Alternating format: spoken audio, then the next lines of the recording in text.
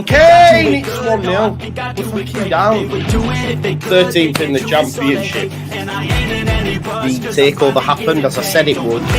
People will be. Oh, when have we got Leeds?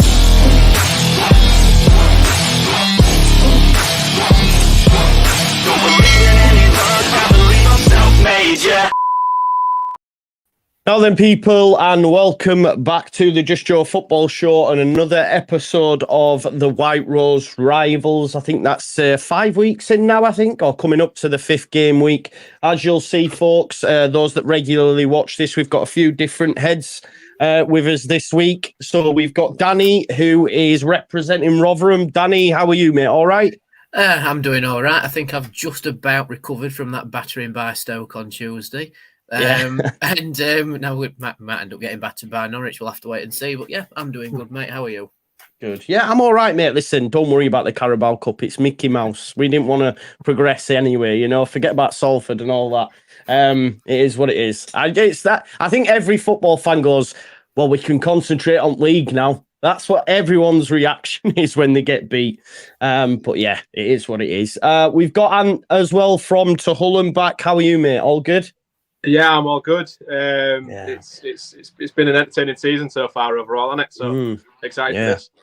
Yeah, true. Because David's put, is any Leeds fans starting to feel sorry for the other Yorkshire clubs yet? And I'm a bit like, hang on a minute, we've only got one win. Hull are leading the race in terms of the table for the Yorkshire clubs. You've started really well, haven't you, mate? Reasonably well. Obviously, two wins, 1 draw, 1 loss, so not too bad. Yeah, not too bad. I don't know if you caught the episode where Ash was saying it'll be an easy victory for Sheff Wednesday against Hull, and they got absolutely battered. But talking about Sheff Wednesday, yeah, it was good, wasn't it? We've got Steve. Who says Ash told me you know football, but you're not as funny as him, Stevie. That's what he said. So. Mate, he's given me the keys to the Twitter handle tonight, and the first thing that I've seen is that line, and I thought, you rat bastard. What an absolute dig that is before I've even done anything. So yeah, we'll be having words later. Yeah, definitely. It'll be, to be honest, I was like, when he said, I'm not sure anyone can make it, and I thought, oh, they're bottling it before the big one. And we've got Cossie, who is like Mystic Meg at the minute, getting predictions left, right, and centre correct. How are you doing, mate? All right? Got to take mute off, Joe. I'm about as good as our football teammates. So, yeah, I know how to work this computer now, but yeah, I'm good, mate. And we're leaving August winless, mate. So it's been a tough month for us. Yeah. I know it's not looking great, really, at the minute, is it? For all of us, I'd say, really. You know, there's already. Sorry, the dog's trying to get up. So get down. All the fly, man. Are you saying exactly. What? Don't get into that argument again, mate. I don't, man. We've got Leicester next. Yeah. Well.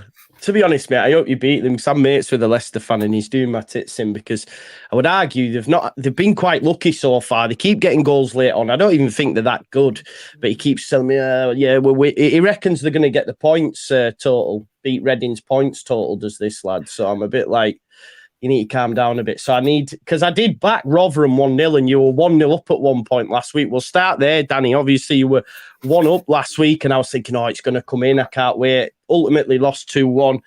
How was it for you, mate, against Leicester? What did you make to them first and foremost before you talk about Rotherham? You can sort of see why everyone's sort of like pegging Leicester to be really up the top end this season. They do play very fluid football.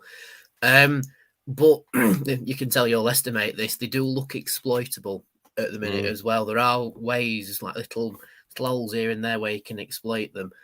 And I think that's how Rotherham got their goal against them. But I'm still annoyed about this. Why is Rotherham's goal disallowed? Because apparently, right, the referee's given 2 excuses. The foul on the keeper by Lembakisa, which, all right, fair enough, he does shove him, right, but it's very soft. And apparently Hugel's offside. And it's like, so which is it? And then there's the whole communication issue between the referee and the linesman. It's like, well, if the linesman's not flagged, he's in the better position to see if it's offside. So which is it? And then Leicester go up the other end and score because, of course, they do, because sod's law's a thing. But yeah, overall with Leicester, they do appear to be exploitable. I think as the season goes on, they will obviously get better and more cohesive and that. But just early doors, I mean, Hull's got them next. So if you find the holes, you'll be able to exploit them. It's just finding the holes in the first place, really. And I think the only reason they sort of kicked on and got the second goal was because Rotherham's in a position where we lack reinforcements late on. And that was our overall downfall, I think. No, that's fair. Hopefully, like I say, Hull will give him the first beating this weekend for sure. But yeah, you lost last weekend. This weekend, mate, Rotherham are at home against Norwich. You mentioned it before. Norwich, I don't know if you can class them as a surprise package, but they've started really well. I think they're much higher than. They were terrible last week, Joe. They were shocking, honestly. Easy win. No way up. No, but yeah, what are your thoughts going into this one? It don't get much easier for you, does it? I think having first and second in consecutive weekends will be an interesting test. But I don't know, Rotherham weirdly have a rep of doing better against teams who are, stereotypically going to be up there.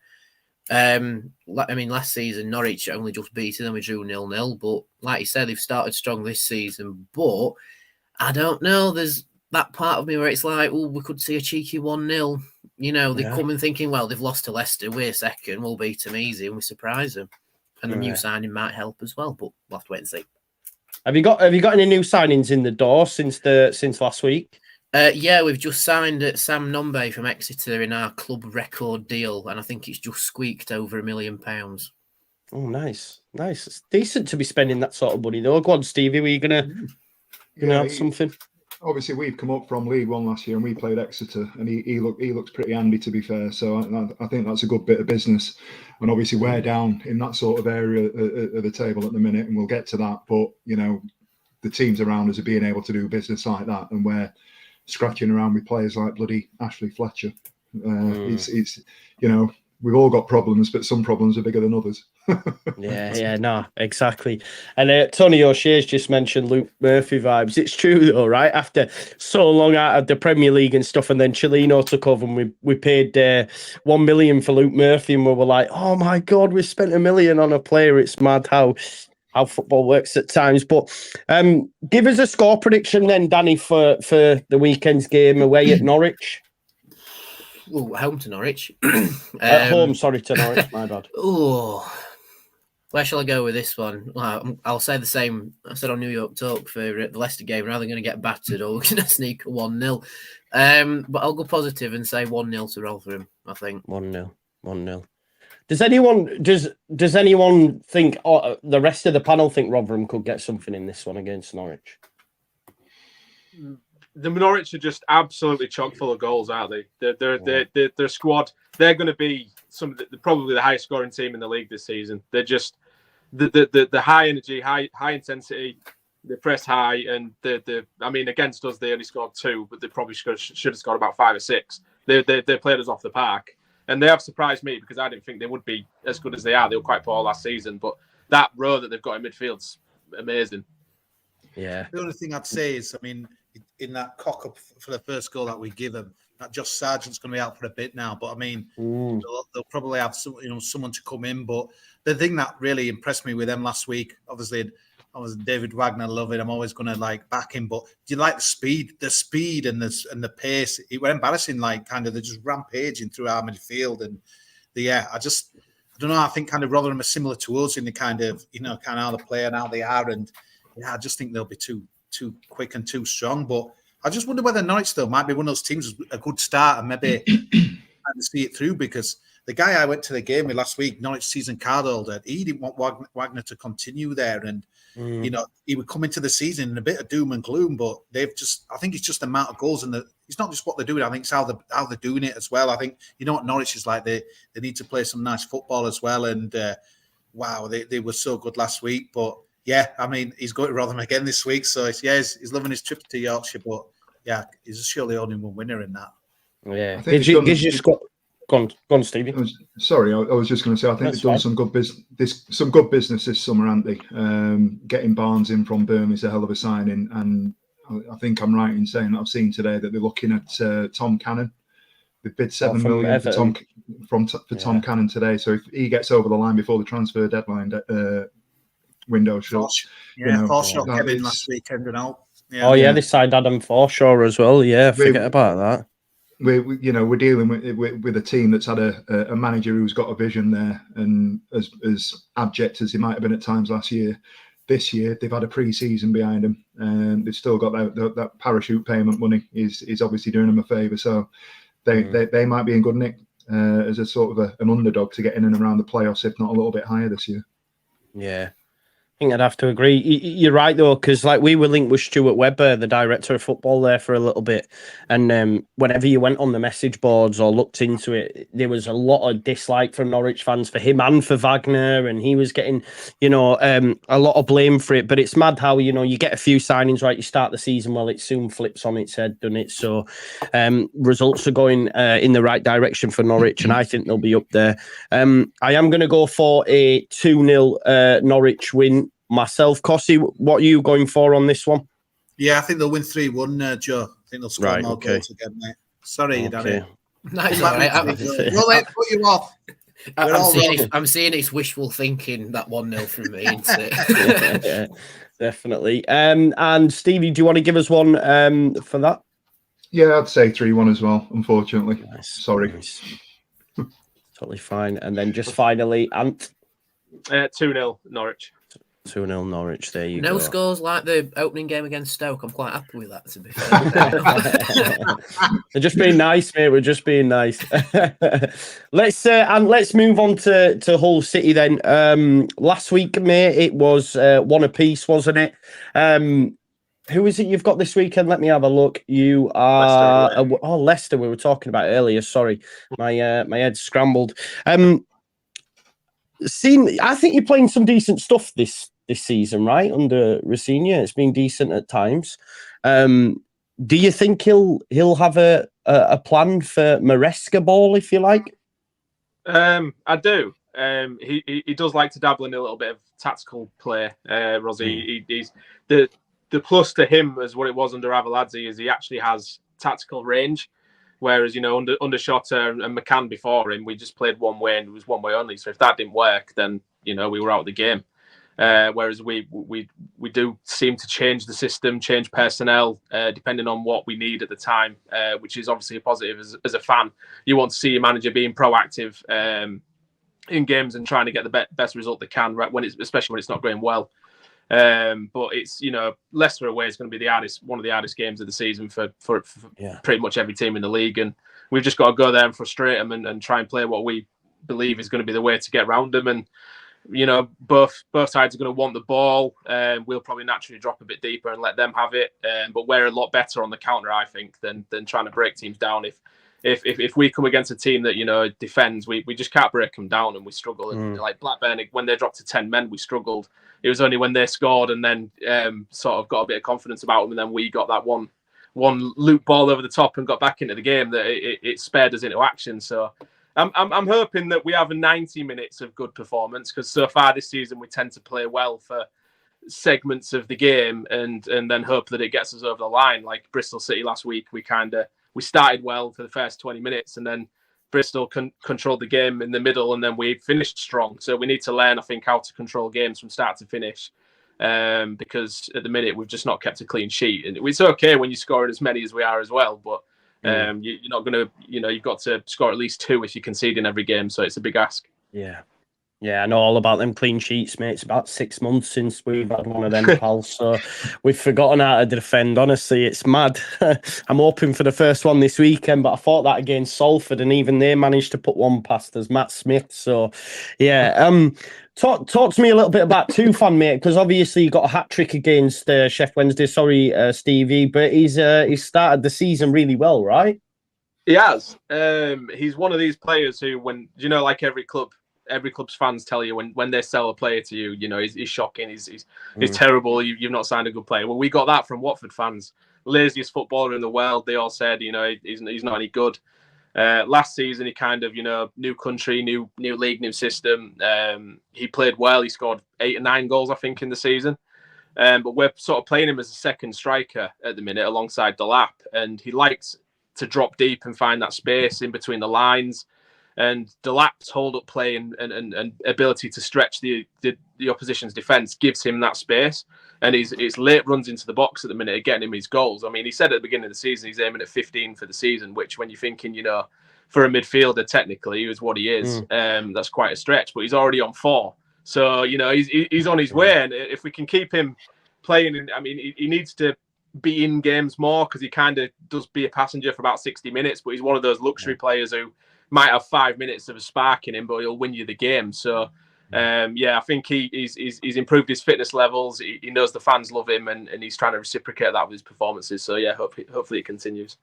That's good. Cossie must be at work. Money. He's the light's gone off in the room. He's in clearly. No one were at home and all here, but and I've got some breaking news. Ozan Tufan is unlikely to play on Saturday, mate. From what? That's fine. We'll put Aaron Connolly in.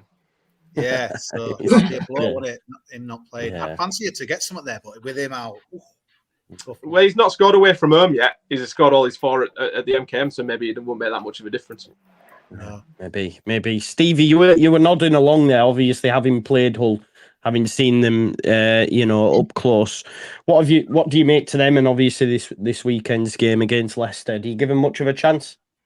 I think from a personal point of view, from a Sheffield Wednesday point of view, with us playing Southampton the first game of the season, we kind of written that one off, and we come to the conclusion that, all right, what had happened. Hull are the sort of the benchmark to see where we were or where we would be this season, because we were obviously looking if we can get something at Hull and have a sort of a performance and a result against that sort of team, it will tell us where we stand in the Championship.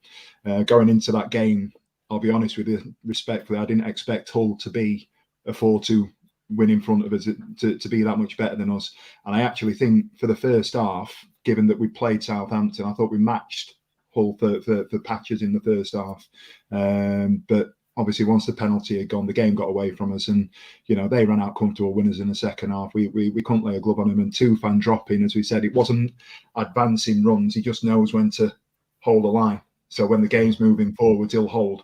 And I think he pretty much scored 2 identical goals against us, where he's just bending them in into that top corner. So he's a hell of a player, and regardless of whether or not you've got somebody else to come in, he's going to be a big miss for you this weekend. I wasn't overly, and I did worry about Delap on the day. But having seen him, I know he's only a couple of games in. I think it was only his second game or his second start. He didn't blow me away when we played against him. And I know that he's got a better pedigree than he probably showed against us, and I'd expect him to grow into the season. But he wasn't the bigger worry for me. It was Tufan. But I think we had no complaints, and I've got a little girl, a daughter that I take to the matches with me, and the 4th goal went in, and we walked out en masse, and she's 9, bless her, and she never has to leave the game. She wants to stay till 90. Hull was the first time I'd walked out, because I don't know if it was they were that much better or we were just that abject second half. We've walked away from Hull thinking it's going to be a long goal season. I think they're better than people give them credit for. I'm not sure if that will see them through the full season and they'll be up there, but I don't worry about them scratching around the bottom half of the table. I think they'll be absolutely fine. I agree on that. Well, give us a score prediction, Stevie. Let's get stuck into what we think the results will be. I think they can get a point. I do. Yeah. I think that if you ask any Hull fan, Ant will probably tell us otherwise. But I think if somebody offered you 1-1 against Leicester this weekend, I think you'd take that, and I think that's well within the realms of possibility. The one thing I'd say about multi-millionaire teams that come down, when you change your manager and you put somebody in that's been an assistant somewhere else, it takes time to adapt, and there's a style of play to be had. And this year's not settled yet. The season's not settled down. The league's not settled. You don't know who's going to be wearing 5-6 games, other than us probably being bottom, for Christ's sake. But I think when push comes to shove, I can see that Leicester will drop points against teams like Hull, and I can see it being a 1-1 this weekend. Nice, I like that. I'm going to piggyback on the back of that as well. That was going to be mine. I'm just praying for a Leicester drop point, so I'm going to go 1-1 as well. Cossie, give us your score prediction then, Mystic Meg. Yeah, I think Tufan, if he's out, it'll be a global that. But there's talk of Iheanacho disappearing to someone for 20 million in West Ham. But I mean, obviously they have to struggle to bring in Jamie Vardy. I don't know if you've heard of him. He's a bit of a crap striker in. But yeah, my heart bleeds for Leicester, mate, and all their troubles. But yeah, I think it's the game of the weekend, to be honest, mate. This one, hopefully it'll be a featured game on on ITV4 now, whatever, on the Saturday night. But yeah, beat around the bush. I think Leicester will be too good, I'm afraid. 5th win for them in a row, 2-1. 2-1 fairs. I think that is fair. Give them a big game. Be a good game. Yeah. No, I agree. And Danny, what are your thoughts on this one? Well, I think if anything, I'm going to echo you and Stevie. To be fair, I think it's going to be 1-1 as well. I think Leicester's quality shone through against Rotherham, and that's where their second goal came from. But Hull have had a very decent start, and I think if they exploit the holes, like I mentioned earlier, they'll certainly give Leicester a hell of a game. Maybe deserve to win it, but I think it'll be 1-1 overall. Nice. I'm trying to manifest it. Hopefully, it comes true. And what are your thoughts, mate? Are you gonna give us a whole win? No, I'm actually gonna go for a Leicester win. Oh, really? Because listen, like we've had a good start, but we're just so leaky in defence at the minute, and I think the problem is the system that he's trying to play, where we've still not got the players that he wants. Obviously, we're about to bring in Philogene and players like this, and I think Davis has chosen to go to Udinese or something like that. But we need wingers, and the system don't look as fluid at the minute. And last season, our strength was that we just really didn't concede goals. But this season, we just can't seem to keep a clean sheet. I mean, Sheffield Wednesday had 2 shots on target against us and scored 2 goals. I mean, we should have come away from that game about 4-5-0 and came away conceding 2. So it's worrying in the sense that, we're going to go away to probably one of the best sides in the league and yet to keep a clean sheet. So I think we'll give them a good game, but I think it'll be 2-1 Leicester. 2-1, there you go. Surprised me with that, mate. I thought you'd be bullish. Tom will tell you I'm the pessimistic one of us all. Oh, really? There you go then. Before we move on to Huddersfield and obviously Leeds, Sheffield Wednesday, there's 514 of you watching currently. If you haven't already, please smash a like on the video and pay your rent. Make sure you subscribe to the channel. And each and every one of these content creators, their respective channels, podcasts, etc., are all in the description. So make sure you're going over and hit a subscribe, especially to Sheffield Wednesday for this weekend when they're on the end of a bit of a thumping. You can go and listen to their tears. But yeah, we'll wait. I'm getting a bit bullish, aren't I? Because we beat Ipswich. Yeah, man, exactly. I've come to the party now. A funeral last week. Go on, Stevie. I've wrote myself off next week, so I'm not on the podcast. So I don't have to talk about it. Brilliant. Yeah, Steve, it'd be a good week next week because it's international break. We won't lose, will we, for a change on a Saturday, mate? So, yeah, take the book the weekend away. Love it. Well, Cossie, let's talk about Huddersfield, mate. Obviously, 4-0 against high-flying Norwich. How was it in person, mate? Not great, or what? What's up with Huddersfield? Yeah, I mean, to be honest, mate, the other games, even including the cup defeat against Middlesbrough, we played quite well. And yeah, obviously we've had it's kind of, I think our fixtures must mirror Rotherham's because we've had similar teams. But yeah, last weekend it was a disaster, really. We got off to an awful start. I don't know if you've seen the goal, but Jonathan Og, who's probably best days are long behind him, sells keeper's short. Nichols smashes it against Sargent and the ball just loops in and the ground goes flat. Then they get a penalty, 5 minutes later, and pretty much it's done. And they could have scored more, Joe. It were a disaster, really, as well. But I don't know if you've seen today. There's a bit of a spat in Warnock's press conference. Not like him, is it, to come out with stuff? But yeah, we've got a new owner, and he's very active on Twitter, which I think sometimes a good thing. But last week he came out and said, "I'm really disappointed with the result." And Warnock has come out today and said, "Well, I'm really disappointed that we could have had 5 signings and we've been beaten to them by." He mentions a team that's lower than us, and he said that. And this was the most alarming thing for me today. He said that I didn't realise my budget included re-signing the players. So to me, this is kind of the window's shutting quickly, Mr. Nagel. Get your finger out, or else I'm going to go. But as mentioned before to you, Joe, I was really stunned Warnock stayed on. I couldn't understand it. Me personally would have liked to have seen him disappear and just enjoy kind of his time away. I thought, why are you staying on, mate? Because I just don't see it. It's almost like he's been sold. I know we weren't going to get like Leicester, Maresca money, but it's almost like what's coming up now. We've hardly signed anyone, mate.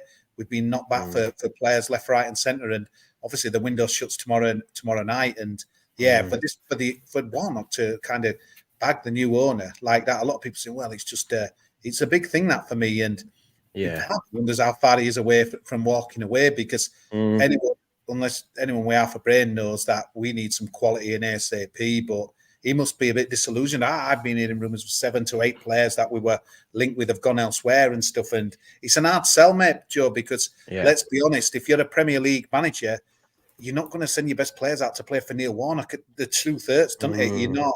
He ain't kind of a guy to develop guys. I know it sounds a bit brutal, and he might, if he were on here, fight back, but you're going to send him to your players, your teams that kind of play a bit more, different football, and from a guy who's not going to be there. So, as they say in Yorkshire, trouble at mill, mate, unfortunately. Yeah. Now, I remember, we got Ross Barkley on loan when he was at our place, and he never bloody played him. And then he went back, you know what I mean? And obviously, we know at that time, obviously, it weren't too long before he broke through at Everton, and everyone was like, wow, who is this kid, I think the frustrating thing, Joe, is that I get what they're trying to do. They're trying to bring a safe pair of hands in, trying to stay up, and next season, once the new owner and the new CEO, what have you, has got used to the championship. But this is the division you can't stand still in, mate. Or you go backwards. It's a brutal division. It's, as you know, Stevie, you play well in some games and you're getting beat and stuff. Some of our first few games we played really well and lost. And it's like you can't just, we'll finish 20. You can't say that anymore and stuff. And honestly, if we don't get any business done by, the end of the window tomorrow, and again, we've got to go back to another old manager like we Wagner last week, Corber Saturday. It's, the natives are restless, mate, and rightly so, I think. Yeah. Do you think a couple more bad results and there'll be a parting of the ways, mate? Do you, especially with him coming out and sort of, he's calling out the chairman, really, in the presser. So and a few of the other pressers, Joe, he's put like a brave face on it, like, this young lad, because there's quite a few like academy guys, but we've loaned so many out, mate. We must loan about 10, 11 players out, but they're all like fringe players. Players will never know. They might come back and do something in a few years, but they're not here and now players. And you know what Warnock likes? He likes his safe pair of hands kind of guys and that as well, your junior oilers and people like that. But after reading this today, proper dynamite stuff, Joe, to be honest with you, because he's just he's gone for him as well. And he's criticised him, saying it's almost like the chairman saying we should be doing better with the group of players we've got. And again, it's just a great example of, for me, obviously in America, with his team that he owns there, connecting with the fans, that's all well and good. But some of the when we were talking about the Twitter account on our podcast, and we're thinking, should this really be doing it? And you've seen it before with McAntony, and to be fair, the guy at Accrington used it well at Andy Holt, but it's like this kind of stuff is obviously, bringing tension. It never goes well. No. I mean, we had Andrea Radrizzani obviously last season, and it was like, there's a running joke, like after a certain time, he'd had a few wines and then he'd be on Twitter trying to back himself, and we were losing. I forget which game it was. And there's another YouTuber who called Connor who does One Leeds. And during the game, he sent him a private message. While we're getting beat at the time, I forget the result. He tweeted him back, message, "This is all my fault. I'm really sorry. The situation I've put you in." So obviously then that got put straight onto Twitter. And it's like, what are you doing? Like, you're not even in the country first and foremost. And then you're responding to someone on Twitter. Like, get to the fucking ground, show your face. You've left us in this mess, and he's just tweeting someone. It's just insane. So didn't you shush the Leeds fans when they scored a goal or something at a game that you went to? I'm sure I saw that was Victor Orta. That was the director of football. He's a fucking he was at Middlesbrough for a bit, and Middlesbrough fans warned us about him because they went up to Prem with Middlesbrough, and he signed a load of rubbish, and then took them years to recover from it. And he brought us Bielsa, so he couldn't do no wrong. Do you know what I mean? And then when he went, Sevilla, 3 defeats out of 3 in La Liga, mate. The bottom of the league. I know, exactly. I know. That's something we are buzzing about, to be fair. And it's like last weekend, Robin Koch, who a lot of them got loan contracts, as you might have seen, and that's why we've lost so many. But Robin Koch tackled his own goalkeeper. Brendan Aronson got sent off. Rasmus Christensen and Llorente both got hooked at half-time for Roma. So we were just sat there going, get it. but then we've had loads of stick off the Americans because they can't understand it. Like, it's different in England. We'll grief because he's left, but they're saying, but he's still your player. You should be supporting him and that. And we were like, no, man, because they've left us in the lurch. They don't understand it, you know. So it's a bit of a mad one. The Americans hate us, Leeds fans. The majority of them anyway. Yeah, it's been mad. Stay away from the USA men's national team accounts if ever they come near. They're a different breed. I will say that much. So, Cossie, are you confident for the weekend, mate? Not at all, mate. No, I think West Brom are flying, mate. They battered Middlesbrough 4-2. They beat Swansea the home game before. You know, and I know you can say, Warnock backs to the wall, etc. But I just don't see any goals in us, Joe. I honestly, I think the worrying thing for me is like it's a bit like Brom in the Premier League. They're kind of writing games off. I mean, people say, yeah, but we'll wait for Rotherham. I'm sure Danny's team are going to rock up at the John Smiths after the international break and give us an easy victory. That just won't happen. Honestly, the people need to wake up in the fan base, in the club itself as well. But I can only see a West Brom win, mate. I'm sorry to go down full ant route and predict a defeat, but I think they'll have a comfortable 2-0 win, mate. And hopefully. Well, Stevie, if they get a point on Saturday, me and Stevie, you know, them Zooms, you get them breakout rooms, don't you? Me and Stevie should be in his own room, just counselling session, man. Just give us a look, Stevie. Mate, is it going to be padded? Is it going to be padded? You're worse off than yourself, mate. And at the moment, Sheffield Wednesday, but mate, when you beat Leeds a Saturday, man, you'll be above us. So yeah, sorry, Joe, but no.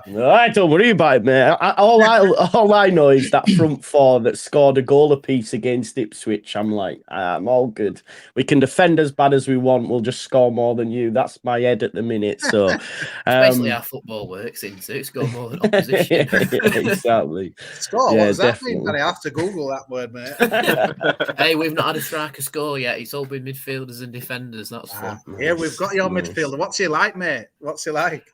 Wildy is a good kid. He's an hard grafter. I wouldn't really describe him too much as a box-to-box midfielder. He's definitely more of the attacking ilk. But he's very versatile. Like, we've played him at left winger before, and he's chipped in a bit at defence before as well under Paul Warren's regime. But yeah, he felt like the parting of the ways, really. You know, he wanted a new challenge. We wanted to shuffle it up a bit. He likes Warnock and he really wants to work with him.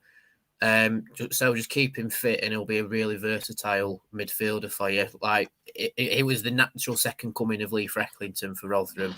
And, of course, he moved on and hopefully Wilesy furthers his career with you guys and keeps moving on up, if you like. He's just a class midfielder. Very class. That's great, mate. We need some quality badly, so yeah. The only, not criticism, but like thing I've picked up on, if he's having a bad game, his head goes down very quickly. He's very self-critical when it comes to that. So if you can keep him motivated, he'll storm your midfield and he'll be brilliant. Oh, God. Go on, Danny. I think he's in he can't do much on Saturday. I think he's not fit, but yeah, so 2-0 to West Brom, Joe. Sorry, mate. That's my prediction. Don't worry. Don't worry. Next question if he was fit, actually. But when he's fit, yeah, he'll come in and do you well. Danny, I could listen to that Yorkshire accent all day, mate. It's broad as. I love it. I try my best. Give us your thoughts for this one, mate. Oh, I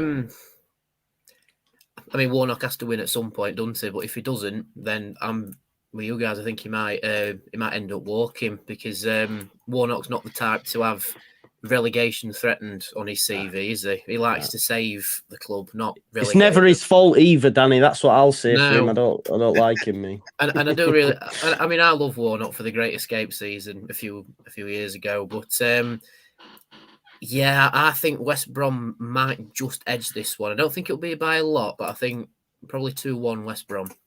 Nice one, mate. I'll put that in there. Stevie, what about you? Yeah, same. I don't think it's going to be the one-sided affair that Cossie thinks it's going to be. I think, I think it might be a late one as well. So one of those where we might be getting a point and, getting off the board and getting level with you. And then, maybe just losing out at the last minute just to break our hearts a little bit more sort of thing. But, growing up in Sheffield, being a Sheffield lad, and seeing Warnock doing the stuff he's done at United, and obviously in late years down at Rotherham, he's a bit of a pantomime villain, but he's one of those where the longevity of the bloke has sort of given him that.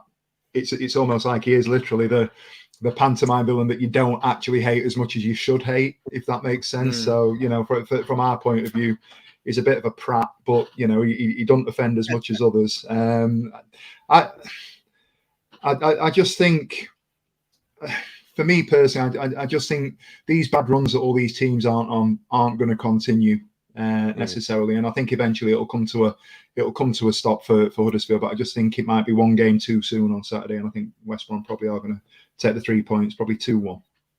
2-1. There we go. And yourself, Ant? See, I've got a personal vendetta with Huddersfield because every time I go away and see us at the John Smiths, we get absolutely battered, and it annoys me because they can be bottom of the league and have 0 points, and they'd still beat us 3 or 4-0 at the John Smiths, and it really bothers me.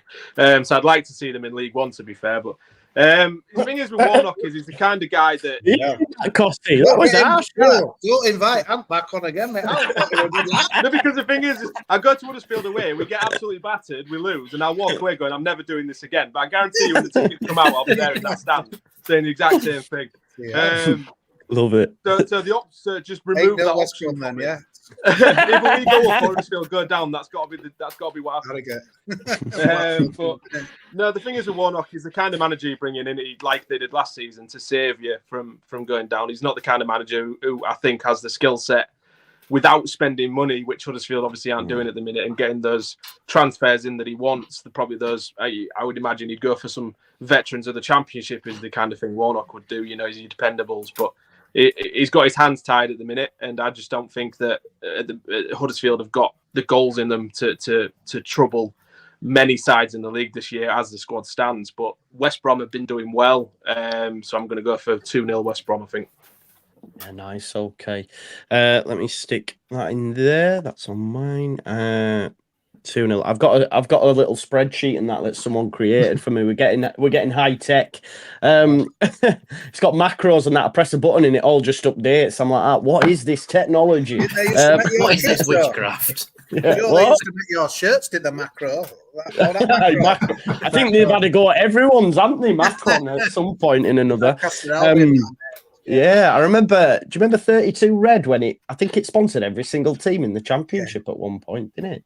No, it's not what we've got, mate. They sponsored everyone. Right. Big up Lee Chappie, by the way. Nice to see you here, mate. Leicester City fan, obviously bouncing at the minute 'cause they're flying, but it will not continue.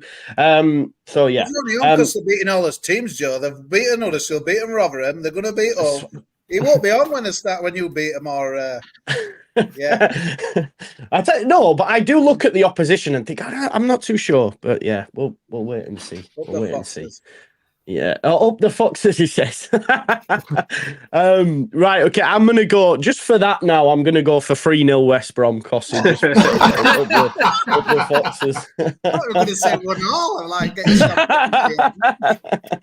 I'm like, right, let's talk about the second Yorkshire derby, if you like, of this White Rose Rivals. Obviously, the first one being Hull Sheff Wednesday, which Stevie came out of the opposite end of, obviously beating comfortably. From my perspective, I'm confident ahead of the weekend. Obviously, we got our first win against an Ipswich side that were undefeated in 21. I don't think they'd lost at Portman Road since February, so they were riding the crest of a wave. Defensively, we're still all over the shop, but we brought in Jed Spence whether or not he'll throw him straight in, but I think that improves us. We've got issues at left back, and it doesn't look like they're going to do one. But we've still got 24 hours or so, haven't we? But don't look like they're going to do one. We wanted Luke Thomas, but he's gone to Sheffield United instead. I just think with the front four that we've got at the minute, we will score in every single match that we play. I do feel that confident at the minute because we've managed to score in the majority of games with not a great squad. Now that we've added Pirro, Nonton, Sinistera back in the fray, you've got Rutter, who scored his first competitive goal for us as well in the leagues. So I just think we'll have too much. However, I do think we will concede because, like I say, no clean sheet in 6 months. This defence doesn't know what one is, you know. So it wouldn't surprise me if you got the first goal as well, just to put the shits up us. But I think over the course of 90 minutes, I think we'll have a little bit too much. But I won't give me score prediction as of yet. I'll throw it over to you, Stevie. What are your thoughts going into this game? Where to start? It's just that stat where you just said no clean sheet in 6 months. And there's a saying on our side, Sheffield Wednesday, hold my beer, because no clean sheet in 6 months. Honestly, that's the stuff that we live for. Doesn't matter what's happening anywhere else. Forest Green don't win games. Sheffield Wednesday are in town. You know, it's those sort of stats and those sort of runs that tend to fall against us at times. But in all seriousness, it's been a long time since I've been this worried about my club. There was the mitigating circumstances, if you like, of the point deduction the last time we went down, and we were swimming upstream for a full season. Admittedly, we'd have gone down anyway based on points. If we'd have not lost the 12 points, it wouldn't have been enough. But there was more. There were shoots, and there was more in that relegation season than there is here at the moment. I've never known a club. Can I just, of course, you can. Sorry to interrupt. You know, like obviously you went up at Wembley. Is it? Yeah. At what point did you think at that time Moore and Chansiri will put more in, or did you think then shit we're in trouble even now at that point, or as it was summer just knocked it out of you? What's kind of, why do you feel like you did, or did you feel that going into the final even? Well, the one for me, the final, it was 120 plus 3, wasn't it? But for us, regardless of the sending off, if it had gone to penalties, it was never in doubt. After Peterborough, we all felt that we were going up. The nadir, if you like, the point where it all went right was the miracle of Hillsborough, as we call it. But fast forward a couple of weeks, we've come out of that bank holiday. We've ended up doing the tour of the city. We've gone into City Hall, thousands of people in the middle of Sheffield.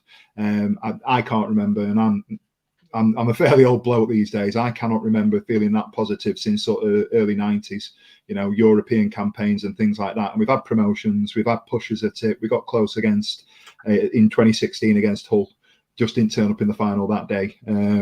I thought I'd throw that one in for your hand. But yeah, that evening, Chansiri had come out and he'd not said anything for a very long time now. I don't know if Ash has mentioned this. Chansiri's notorious. He's known for making these, having these big, grandiose fans forums that go on for hours. The last one that he did before announcing Chisco was, I think Ash was there till midnight. It started at 7, it went on and it went on and it went on. And he says lots and lots of things without saying anything at all. But one thing that he did say, just to bring it back to the question, was there's no point getting promoted if you want to just stay in this league. He says, I want to push for playoffs. There's no reason why we can't be in and around the top end of the table. Him and Darren Moore seemed like an absolute match made in heaven. And at that point, while we were all standing there, we all believed that there were going to be some movements made, that there was going to be some money thrown at it. Mark McGuinness became a bit of a cult hero in the first half of the season last year. Obviously, he was down for the season from Cardiff. Cardiff ended up recalling him as a result of his performances for us. He was at Wembley. All the noises where he was coming back.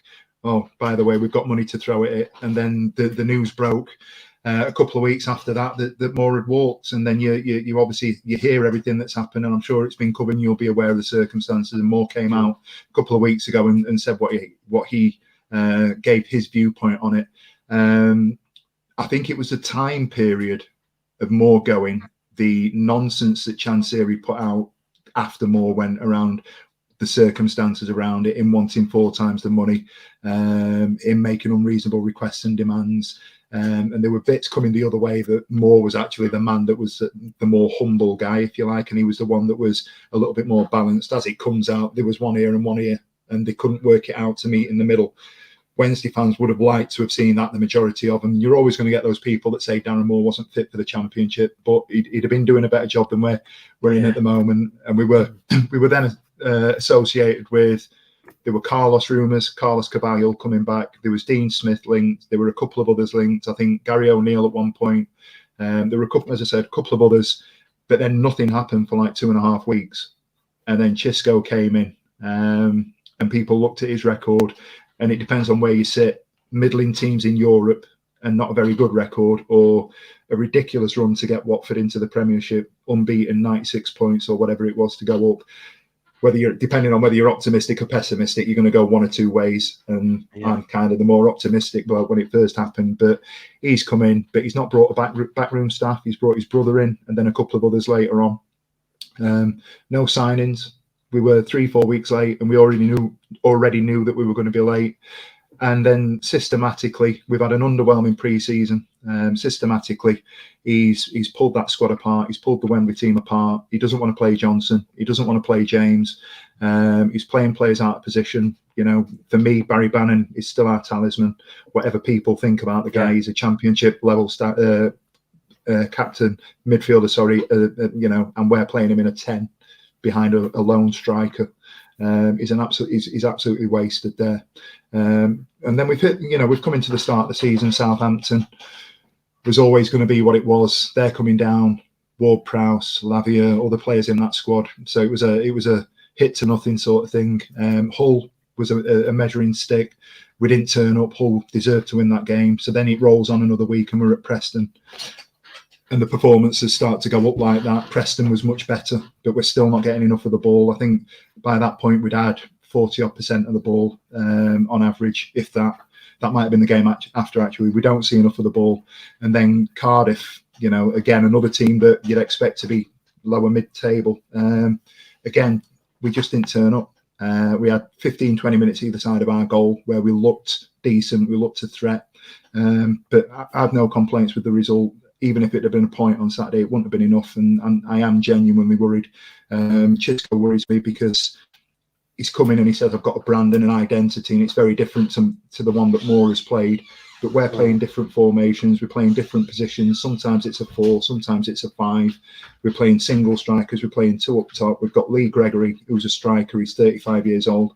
We're playing him as an attacking midfielder effectively at the moment. That's not his role. He's somebody that holds the ball up and brings people into play.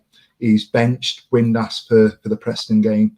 It just feels like the guy's brought all these players in and doesn't necessarily know what to do with them, because the ones that he's brought in aren't good enough, and they're not an upgrade on the players that we've let go. And the press conferences at the moment are absolutely mental. He's come out yesterday and said, absolutely mental. He's come out yesterday and after the League Cup defeat, he's come out and said, 95% of my players are good enough, but we've got 5 players that aren't at it. We've got mentality of, my favourite one, we're going into Leeds. We're used to being the Lions in League One. We're the mice now. Leeds are the Lions and we're the mice. That's not going to do anything for it, is it? But this is exactly it. And that's what he's saying publicly. He's saying stuff like that. The vibe that we get is that the players seem a little bit confused. Joe's saying that they're not going to they're going to concede goals. I can't see where we score on Saturday. We might get lucky on a break. We might have 5 minutes of play where we get where you guys switch off, and that might be it. Yeah. But this one up top ain't working. We're playing players out of position. We're not a threat. It's a worry. Yeah, it sounds. Did that answer your question, Cossie? Yeah. I can see everyone going down Hillsborough now for the season cards, mate, with their spare $2,000, isn't there? But that's another thing. That's another issue. And again, you've touched on this before. The prices, the money that we're charging to go and watch bottom of the table football. People, there's a huge thing. I don't know how far outside of Sheffield and South Yorkshire this has got. I'm sure Danny will be aware, but there's a huge thing at the minute with the negativity around Chancery and Wednesday nights giving it some. What's the point in getting behind the chairman and getting after the chairman at this point? You know, and we admission prices as well. It's the only one that kind of played ball. So you've got 47 quid. But this is it, and the reason that he's doing it is he's charging these in inflated prices because he's got to get money into the club, because we haven't got money to spend, and we're not recruiting any money.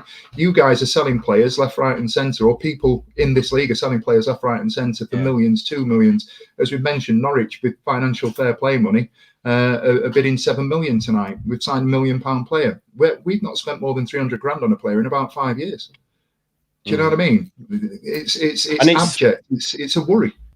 It's the mentality of the man to be saying to fans as well, like, we're going to go for top 6 when you're not spending any money. Like, it's just not, it's not unless you've got a manager that can just do it like a Bielsa, for example, who can just build it from nothing really, or even Corberan. He does great with not much money, you know what I mean? He's done it at West Brom and Huddersfield. So yeah, I mean, for me, and you might be able to tell me different, Stevie, but from an outsider's perspective looking in, when Darren Moore walked, it was like, oh wow, that's what's going on there. That's for me where it was like, yeah, they're done, kind of thing, you know, before it had even started. Yeah, 100%. Darren Moore had his deriders because he played very pragmatic football. You know, we didn't play a high press. We didn't get after teams. We allowed them to have the ball, come on to us to an extent. But when we had possession, as slow as it was, we knew how to play. We had an identity. We were able to play in triangles. We were able to get things forwards. We were able to get 2 into the box, get crosses in, whether they were good or bad. We could see what the plan was. At the minute, we can't see a plan. And everybody, the positive ones around us are sort of, we've signed players from PSG and Monaco and AC Milan. There's a reason that these guys don't play for PSG, Monaco and AC Milan at the minute, because they weren't good enough. And that doesn't mean that they're good enough for us. They're gambles and they might come good enough, but then they weren't. I'm from the camp that if we'd have kept Darren Moore in, we'd have consolidated. And this year was all about consolidation. All we need now, and all we needed at the start of the season was 21st, because we stay in this league and then we build. Chansiri's backed himself into a corner now by not supporting Moore, and I believe that he could have met Moore in the middle, whether or not it had worked out. But it just seems like it was and done. We've got a bet on our group chat whose birthday Chisco will see. You know, which one will he be gone by? And it's my birthday on Tuesday. So. There you go. Well, to be fair, the last time he was at Leeds United, he was Watford gaffer, and we beat them, and he got the sack. So you never know. It might be this weekend, pal. I don't know. You might win, mate. You might win. So, Danny, what are your thoughts going in to give us like I don't know if you could call it what's the word I'm looking for?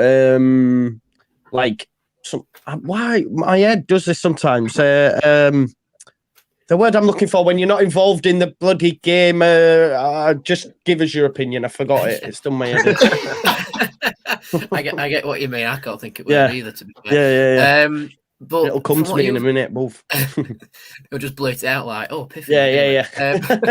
Yeah. Stephen, from what you said about, Wednesday being like the mice and Leeds are like the lions, that's really surprised me, because like I like to rip the piss with my mates who are Wednesday fans about, like big team and then they were in League One, this, that, and the other. But in the Championship, Wednesday impartial. I'm a neutral. Fan. That was it. Yeah. Neutral. I wanted.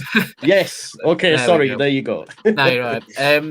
But hearing that, it's like Wednesday are still like a big team. Yeah, they're big in this league. But to hear like your own manager describing you as the mice, it's like, whoa, hang on. That's really surprised me.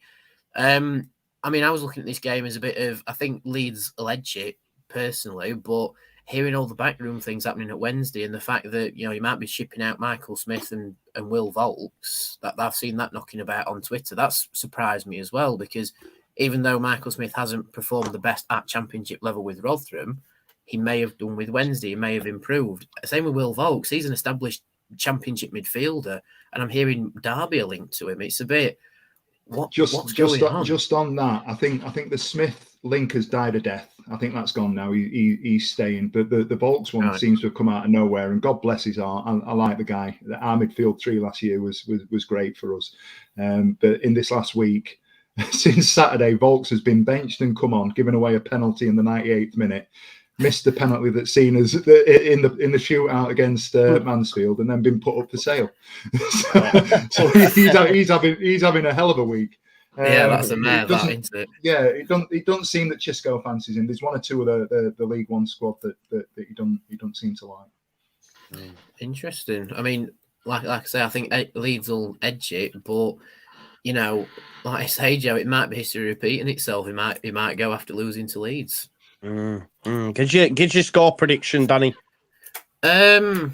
I'll be polite and say 2-0 to Leeds, I think. Thank you. Polite. Thank you. What about you, Ant? Give us your thoughts and score prediction on this one. Wednesday were awful again. I mean, to be fair, like you say, in the first half, I feel like we were always in control of the game, but they defended well, and we didn't really look like we had a way through. And then they sort of smashing. I thought they were going to smash and grab us when they scored the first goal. I thought, here we go, it's one of these. But the second half, they just rolled over and had the tummies tickled. You can't have that kind of mentality in this league. You I love that. Raw. You can't have that mentality in this league. You've got to be able to hold on to Leeds if you get them and see them out in the best way you can. And I just don't see Wednesday, even with like before Stevie described what was going on in greater detail. I just thought that they're really going to struggle this season. And I think that Leeds will be on a high now after, bringing in some good players. I mean, Pirro's a hell of a signing at this level. And all right, they got dumped out by Salford in the cup, but they beat Ipswich away, and that's a really big win. So I think momentum will carry him through to a win in this one. Gives you score prediction, Ant? I'm going to say 3-0 Leeds.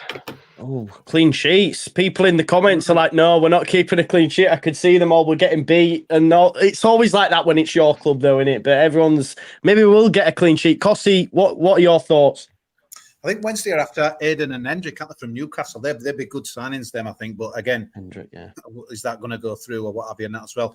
You know what? I was kind of thinking it might be a Desmond Tutu, to be honest, until Stevie started piping up with his positivity and not going to get up at halfway line. But I don't know if I can backtrack on that now, but I've come out with my two. You should always go your first instinct, wouldn't you? Your gut feeling, man. But yeah, just obviously Rutter last week, that was a right goal with that, Joe, wasn't it? I mean, yes, yeah. £35 million worth of talent, I don't know, but strong strength, just exactly what you need in that division, really, isn't it? That kind of striker. So, but again, fans were slagging him for his penalty on Tuesday. Honestly, Leeds fans unbelievable, aren't they? His penalty was terrible, though, Cossie. It was really bad. But you're glad to be out of that. But yeah, I'm gonna have to stick with it, Joe. I can't change, can I? Really? I muted Stevie, I'd have stuck with it. So now I've heard him. I'm gonna think it's gonna be 2-2. This division sometimes don't make any sense, mate. And true. It's making too much sense for me, like this season. But I think it could be a bit of a random 2-2 here, just fueled by Joe's. We can't keep a clean sheet, and but 2-2. Yeah, go on, Stevie. We can't.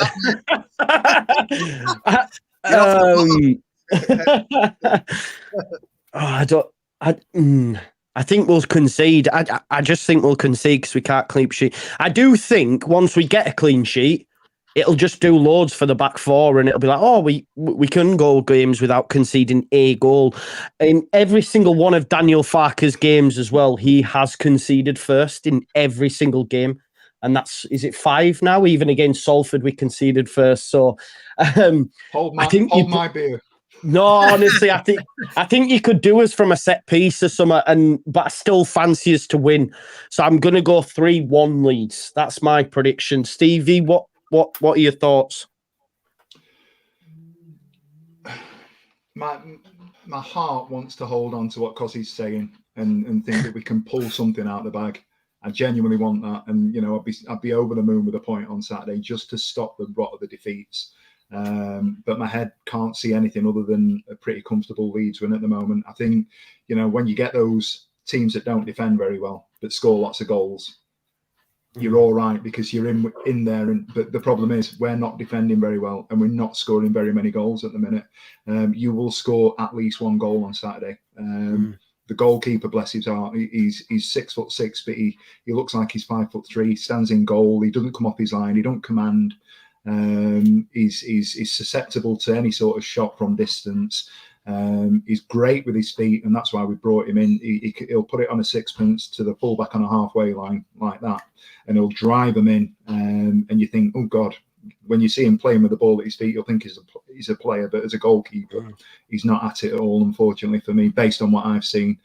So I can see you scoring a couple of goals. It will be 2-0.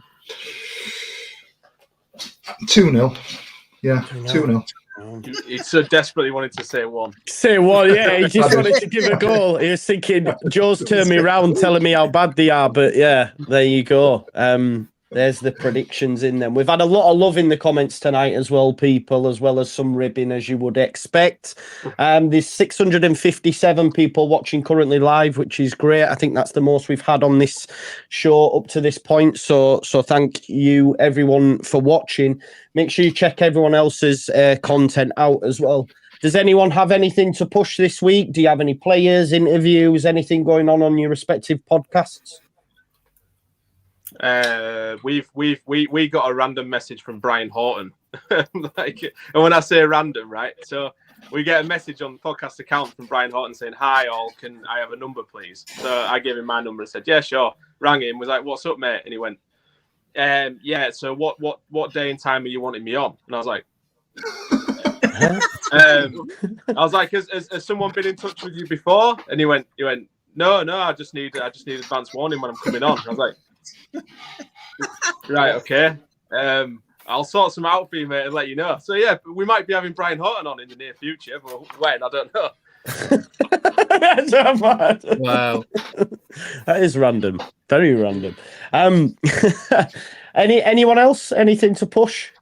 I mean, we've technically got the emergency podcast on New York talking about an hour's time because we've spent £1 million on a player. Because that's the first time we've ever done that. Like, we've had to wait 44 years since the first one, but you know, we've had to do it tonight. It was scheduled anyway, but we've just changed the title to an emergency podcast. Yeah. Do it, man, mate. Get them clicks. You won't want to miss this. Like, that's what you need in the title, definitely. You should just call it the How Much Podcast. yeah. Cossie, were you going to say something, Cossie? Not really. I was just going to tell Danny, get yourself to Huddersfield, mate, a week on Saturday, 16th, because I found a pub, £3 a pint. You know, and I will say to lads, we don't want to leave here at 2:30 last Saturday, and we did, and we were punished. So £3 a pint, mate. Just dear me, I'll tell you this secret boozer because, mate, I work in Leeds, Joe, and unfortunately, you don't get any change out of a fiver. Give it £6 for the pint. What is going on, mate? I work in a pub, so £3 a pint is lovely. You might have just convinced me to buy a ticket there. And get fill that away, you've twisted me arm. I'll go Huddersfield away again this season now. After what you said about us, no, mate, you're banned. you want me to go every time we go, you win. Mate, it's like that season when you want to meet at service station. It's going to be like that again, mate. Ban you. Bubble, mate. Bubble. Old bubble. I love it. Listen, thanks all of you for giving up your Thursday evening, or it's evening, isn't it? And coming on. For regular watchers of my show, I'll be back live, not too in the not too distant future. Obviously, we've signed Gruev today. Kamara's yet to be announced, and I think, according to reports, we've had £10 million rejected for Matt O'Reilly from Celtic. So it'll be interesting to see whether or not we go back in there. But yeah, thanks. I sort of didn't like saying that in front of you all, but then at the same time enjoyed it. You know what I mean? Like, have that 10 million bang. Just one more. If you ever think football's gone mad, Brentford are going to spend 34 million on a player. Brentford FC 10 years ago, mate. They couldn't have their own ground. They were like League One. Brentford. £34 million on a player, Joe. What is going on, man? The game's gone. It'll be Luton next, mate. It'll be Luton, man. They'll spend more on a player than they do the stadium. That's what it'll be. What's this space? Yeah, I know. Yeah, it's going to be good, isn't it? Right, folks, we will leave it there. Thanks as always for watching. Make sure you hit the notification bell. Check out each and every one of these content creators, and I will see you in a bit. Bye now.